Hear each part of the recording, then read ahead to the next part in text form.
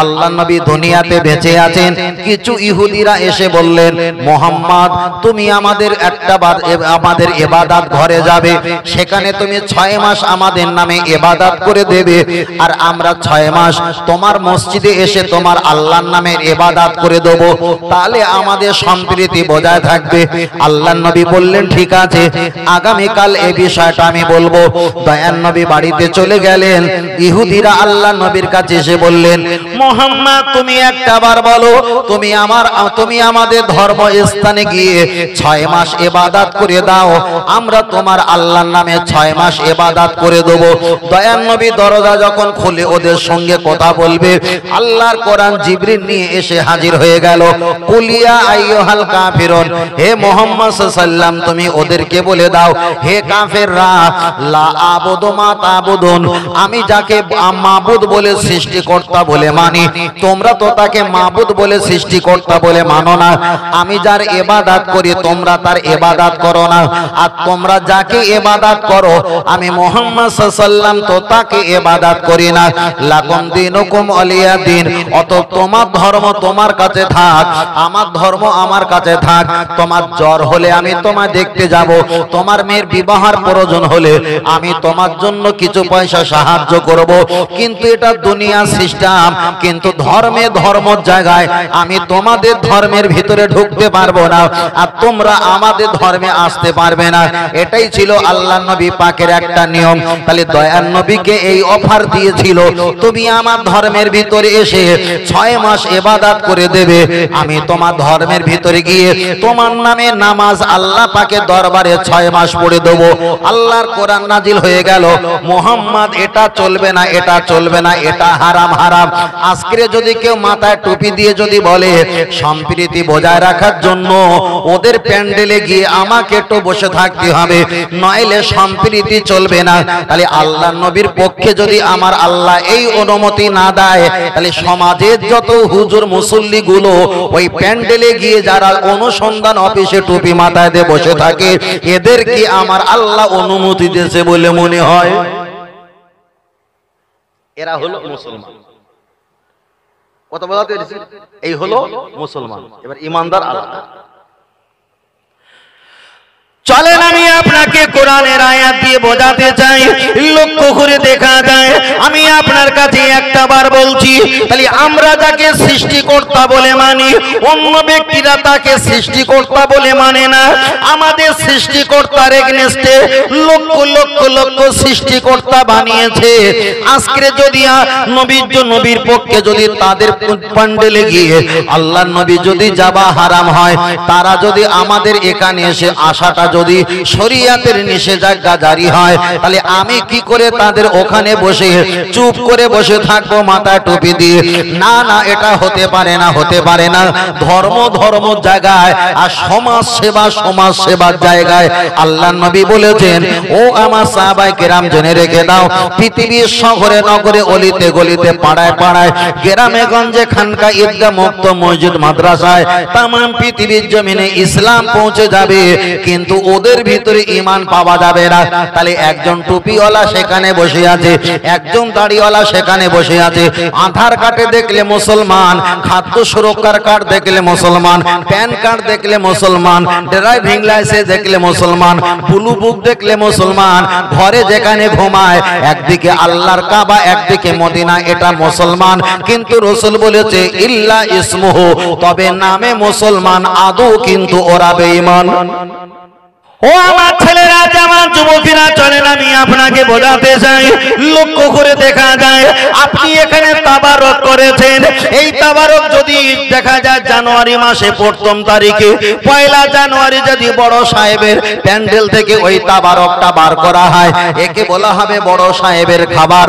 আবার ওই তাবারক যদি কোনো পুজো মণ্ডপ থেকে বার করা হয়, ওকে বলা হবে ঠাকুরের প্রসাদ। আবার ওই খাবার যদি জলসার প্যান্ডেল থেকে বার করা হয়, একে বলা হবে তাবারক। তাহলে খাদ্যর কোনো সমস্যা নেই, ব্যবহারের নাম হয়, এটাই ঠিক না বে ঠিক? তাহলে আমি আপনাকে বোঝাতে চেয়েছি, চলেন একটাবার আগিয়ে যাওয়া যাক। বড় পীর রহমাতুল্লাহ আলাইহি এক সময় তিনি তসবিহ গুনছেন সকালবেলা।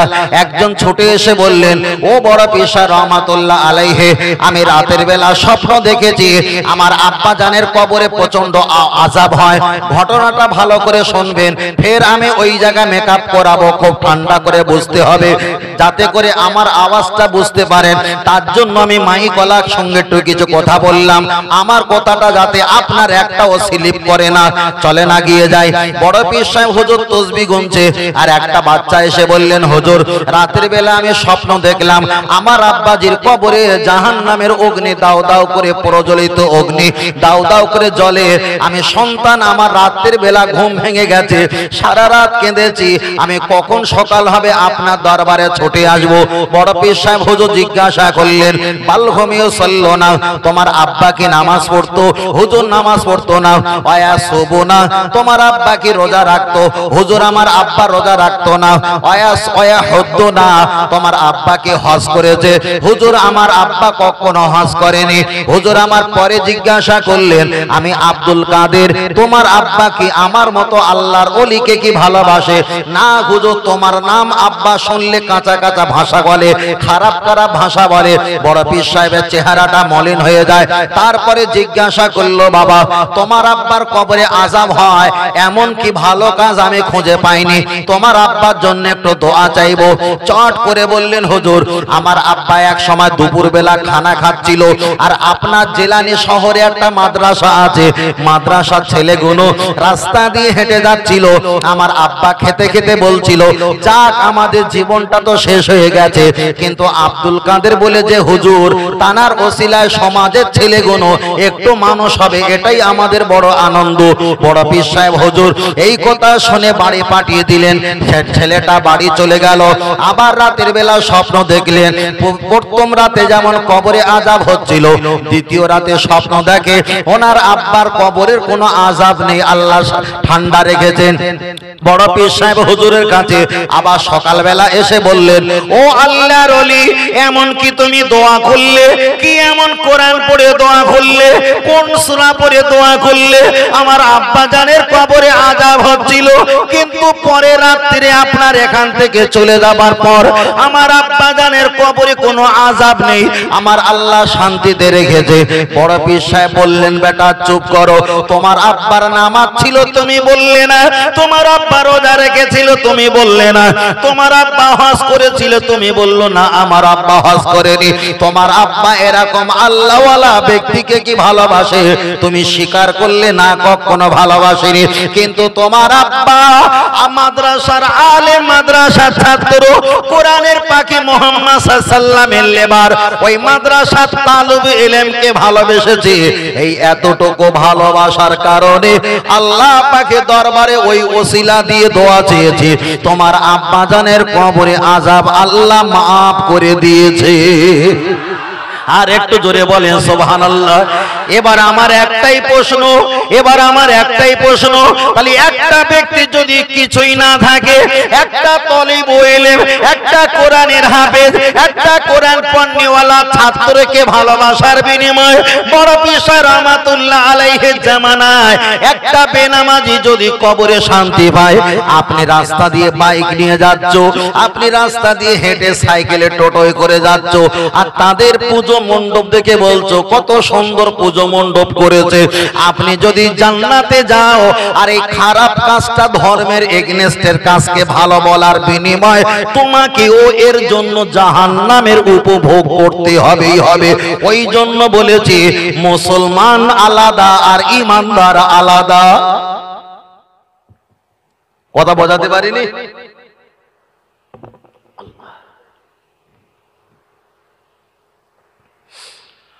ও আমার জওয়ান যুবকেরা, চলেন একটা একটা বার আগিয়ে যাওয়া যায়, লক্ষ্য করে দেখা যায় আমি আপনাকে শুধু ঈমান বাঁচানোর জন্য কথা কথা বলছি। এবার একটা বার আগিয়ে যাওয়া যাক। আপনারা আমরা নামাজ পড়ি, আমরা সকলে রোজা রাখি, হজ করি, যাকাত দেই, কিন্তু আমি আপনার কাছে একটা ওয়াজ নসিহত করেছিলাম, 1 বছর আগে একটা ওয়াজ নসিহত করেছিলাম, যে ওয়াজটা করার পর অনেক সমালোচনা আর গুঞ্জন শুরু হয়ে গিয়েছিল। আমি ওয়াজ নসিহত করেছিলাম কি একটাই, যে কোন রাজনীতির মহলে ইফতার খাওয়া যাবে কিনা।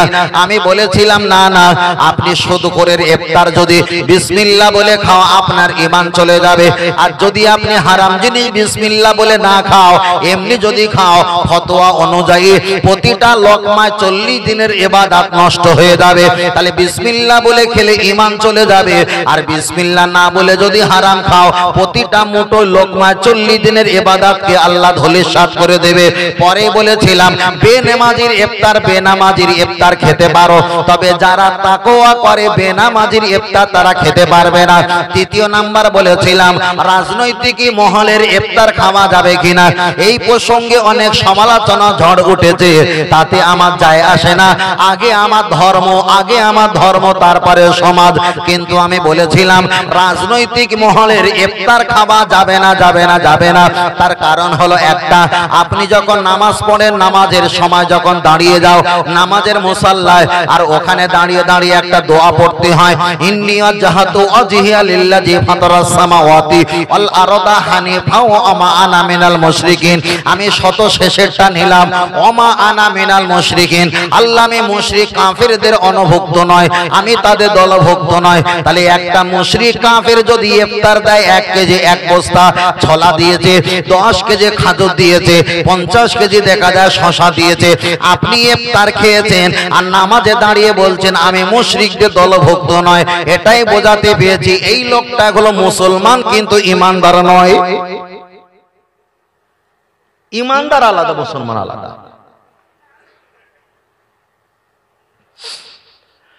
চলেন আমি আপনার কাছে একটাই কথা বলছি, আপনাদের এলাকায় যদি কোনো অন্য ধর্মীয় মানুষ যদি বলে আপনাদের কাঁটাবেড়িয়া হাওড়া জেলায় আপনাদের মসজিদ আছে একতলা, আমি একটু দান করব 50,000 টাকা। এবার বলেন মুসলমান বাদে অন্য কোন ধর্মীয় ব্যক্তিরা যদি মসজিদে 50 লাখ টাকা কিংবা 50,000 টাকা যদি দান করে, ওই টাকা মসজিদে লাগানো যাবে না, যাবে না? সব এক লাইনে, যে প্রথম যা বলেছি সব এক লাইনে জোড় হবে। ফের একবার বলছি বাবাজি, আমার মুরব্বী ভাই যারা আছেন একটু ভালো করে বোঝেন। আমি আপনার কাছে ছোট ছোট করে বলছি, অন্য কোন বেধর্মী ভাই যদি বলে মসজিদে আমি 50,000 টাকা দেব, হোক সেটা 5 টাকার 50 টাকার 50,000 টাকা, এবার বলেন ওই টাকা মসজিদে লাগানো যাবে না, যাবে না? সমাজে তখন মুসল্লি 2 দলে বিভক্ত হয়ে যাবে।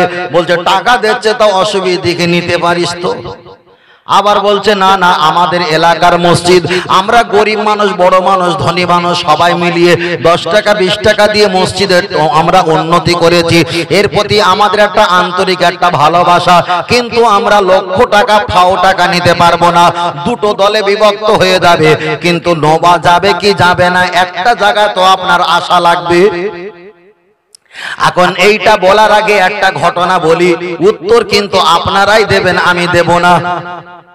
কেমন উত্তর দেবেন একটু বলে নেই। আলহামদুলিল্লাহি রাব্বিল আলামিন, সমস্ত প্রশংসা কার?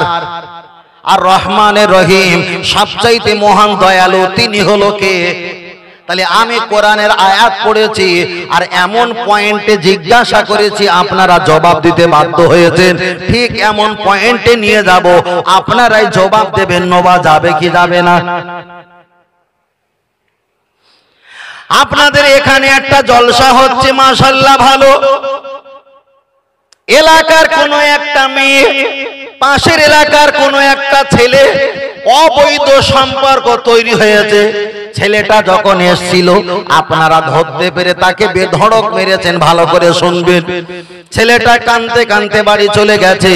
ঠিক 5 মাস 6 মাস পরে আপনাদের এই কাঁটা ভেড়িয়ায় জলসা, ছেলেটা খবর পেয়েছে। যাই হোক ভুলে গেছে একটু জলসা হচ্ছে, ঘুরে আসি। কিন্তু আসার পরে ঠিক টার্নিং এর কাছে ওই মেয়ে আর মেয়ের মায়ের সঙ্গে দেখা। মেয়ের মা হাত ধরে বলল, খোকা যা হবার হয়ে গেছে, ভুল বোঝাবুঝি বাদ দাও, তবে চলো আমাদের বাড়ি একটু খাওয়া দাওয়া করবে, তোমাদের বাড়ি তো অনেকটা দূর, সন্ধ্যেবেলা খেয়ে আসনি। এ বেটা যাবে না, কিন্তু ও চাচিমা শুনবে না। মেয়েটা আর মেয়ের মা জোর করে বাড়িতে নিয়ে হদ্দ খাবার খাবিয়েছে। আবার চলে আসার সময় এক টিফিন এক কেরি করে সুন্দর গোস্ত ভাত ভরে দিয়েছে। বাড়িতে যখন যায়, ওনার যে স্ত্রী আছে তিনি তো বেকার হয়ে গেল, তিনি হতবাক হয়ে গেল। জলসা তাবারক দেবে পলিথিনে করে, লাল হলুদ সাদা রকম ভাত থাকে, কিন্তু এই টিফিন কেরিয়ায় একদিকে গোস্ত, একদিকে মাছ, একদিকে পলোয়া, একদিকে বিরিয়ানি। এটা তো তাবারক নয়, এটা কে দিয়েছে বলো? তাহলে আগের স্ত্রী যখন জিজ্ঞাসা করছে, তাহলে এই স্বামী কি বলছে?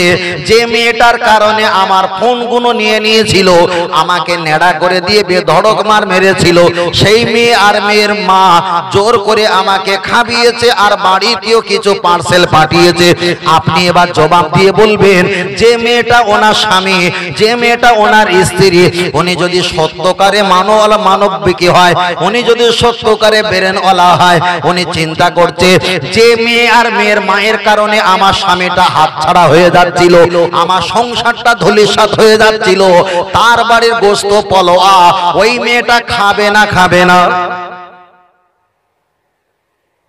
উত্তর চলে আসছে, বলে বড় ভাই বলেছে খাবে না।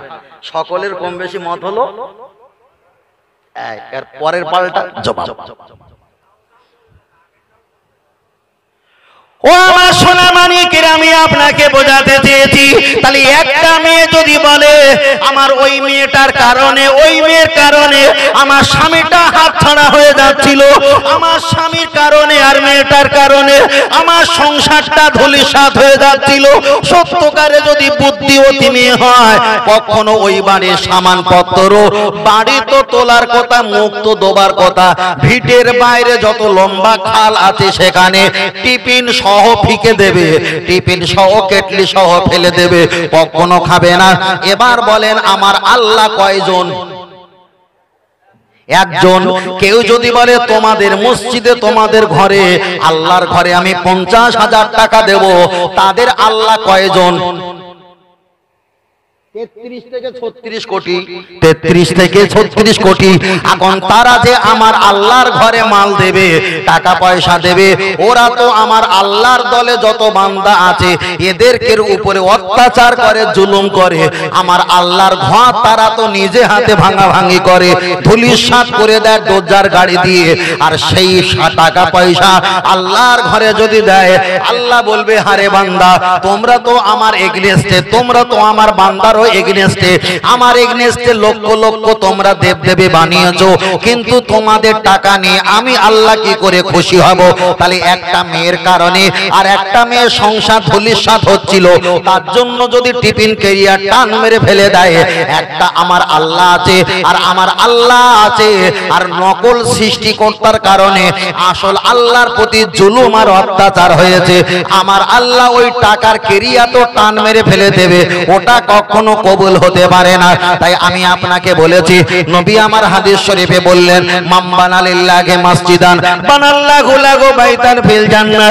কেউ যদি আল্লাহর ঘরে টাকা দিয়ে, শ্রম দিয়ে, বুদ্ধি দিয়ে, সহযোগিতা করে যদি মেরামত করে, জান্নাতের ভিতরে আল্লাহ দোনোয়াই দিয়া কোন দুটো কুদরতি হাত দিয়ে ওই বান্দার জন্য মনোরমতম ঘর বানিয়ে দেবে, দেবে, দেবে।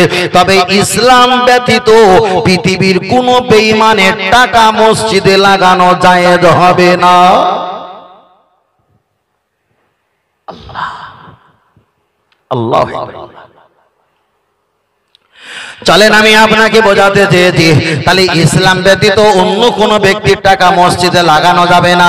এবার আমি আপনাকে একটাই কথা বলবো, মসজিদের টাকা দিতে হয় হালাল টাকা না হারাম টাকা? হালাল। হালাল টাকা দিলে নাজাত পাবে, হালাল টাকা দিলে নেকি পাবে, কিন্তু হারাম টাকা দিলে নেকি পাবে না, বরং গোনা পাবে। এবার বলে নামাজের ভিতরে আর বাইরে কটা ফরজ? নামাজের ভিতরে বাইরে কমপক্ষে কেউ বলেছেন 13টা, কেউ বলেছেন 14টা, আমি ধরে নিলাম 13টা ফরজ।